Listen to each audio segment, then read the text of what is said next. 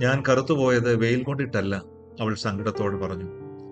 കൂട്ടുകാർ അവളുടെ കറുത്ത നിറത്തെ കളിയാക്കുമായിരുന്നു.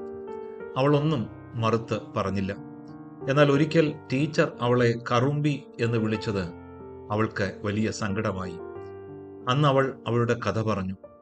ഞാൻ കറുത്തവളായത് വെയിൽ കൊണ്ടിട്ടല്ല ടീച്ചർ. വീട്ടിലെ അടുപ്പിൽ നിന്ന് അമ്മയുടെ സാരിയിലേക്ക് തീ പടർന്നു. അമ്മയെ രക്ഷിക്കുവാൻ അച്ഛനും ശ്രമിച്ചു.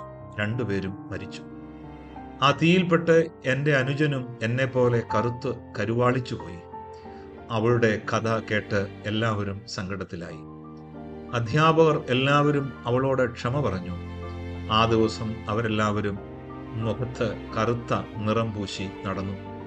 സ്കൂൾ അധ്യാപകരും വിദ്യാർത്ഥികളും അവരുടെ പഠനച്ചെലവ് ഏറ്റെടുത്തു. അവൾ ടീച്ചറോട് പറഞ്ഞു, ടീച്ചർ, ഞാനും അനുജനും ദൈവത്തോട് എന്നും പ്രാർത്ഥിക്കുമായിരുന്നു, ഞങ്ങളുടെ പഠിപ്പ് നിന്നുപോകല്ലേ, ഇനിയും ഞങ്ങൾക്ക് പഠിക്കാൻ പറ്റണേ എന്ന്. ദൈവം അത് കേട്ടു.